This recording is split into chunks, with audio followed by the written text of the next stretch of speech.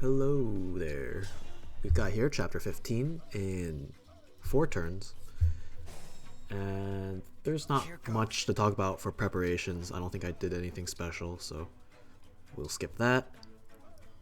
So the objective of this map is to first talk to Seedall and get our first dancer of the game, and then have him escape, but we have to escape going through like a labyrinth. But fortunately we've got warp staff, and we've also the enemies are relatively weak.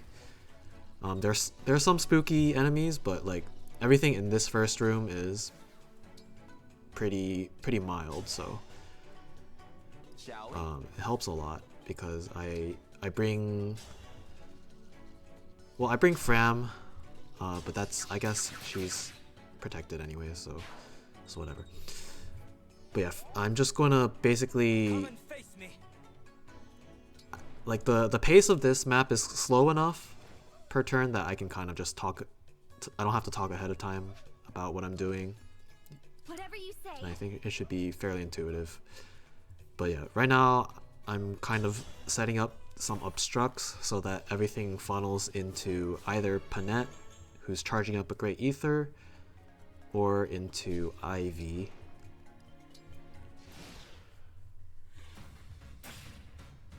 And then yeah, those enemies have like compact axes, so they do like no damage. So Seedall's fine.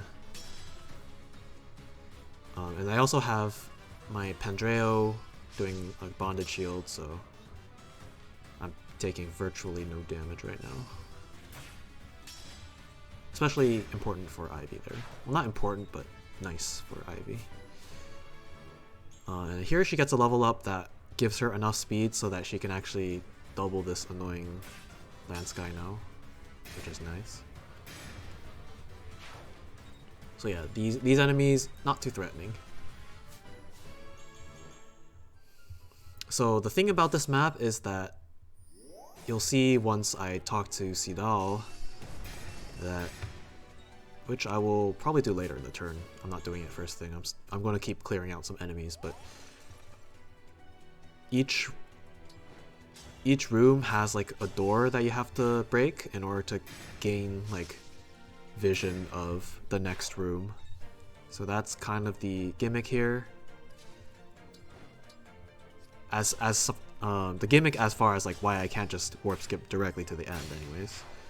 So there are a few things that I have to do to get to that final room. So what I did on turn 1, I had Merrin. Well, actually, I didn't even need to do that, I guess. I had a certain positioning for a theorized 3-turn clear of this map, but I forgot that you can only use Goddess of the Dance 1 time per engage, so I was like, oh, can't use the dance on turn 1 and still have it for turn 3. Oops. So yeah, this is like a downgraded version of my 3 turns strat if Goddess, Dance of the Goddess did work, like every turn.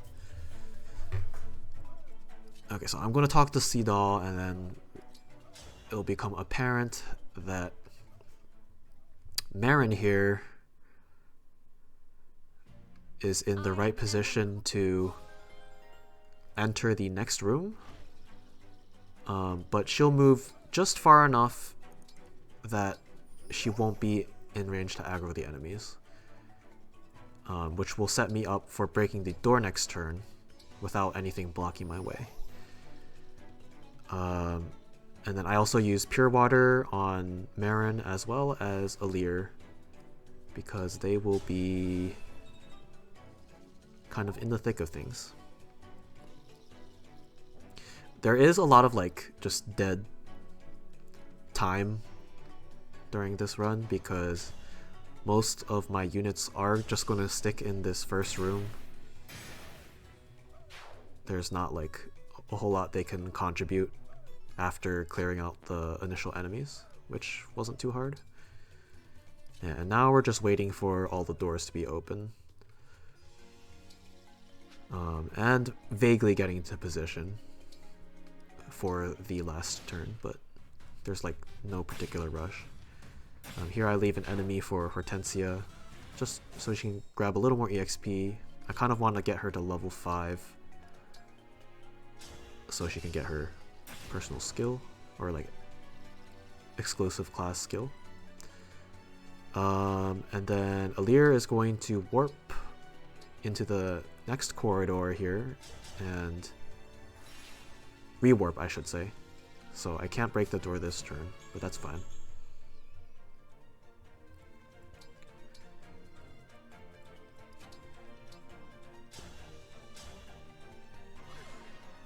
And then Ivy will want to freeze that Swordmaster because he's one of the spooky enemies that I mentioned before.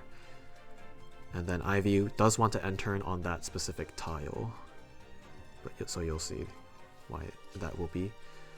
So Merrin, I do have the I think it was Lynn, or maybe it was, I keep forgetting if it was Lynn or Lucina. It might be Lucina, the one with the current engraving that gives a bunch of avoid. She has that on her steel dagger. So essentially in that blob of enemies, I need the physical attackers to both miss, which is not hard. They have low hit rates. You can see like 18% here, and I think the other guy has like 8% on Tomahawk. So that part's not hard, but the 3 mages there, I can only tank one of their hits, including like all the chain attack damage. So I do need 2 of them to miss. So here, the 2 Elwins did miss, so I'm pretty much home free. Oh wait, no, I spoke out of turn. I thought that was the second mage, but this is the second mage. But now I'm home free. This Thunder cannot kill me, and he hits just for good measure apparently. But yeah, and then on Alear's front, because I landed the freeze on that Swordmaster, I actually cannot die, as long as that axe guy does not hit. So I can tank both mages just fine. Here I'm just going to collect a little bit of EXP.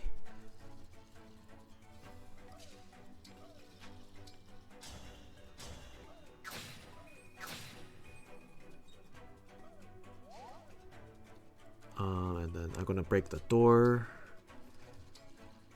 I also inherited Demolish on Merrin and Alear so that they can break the door with any weapon. Very useful.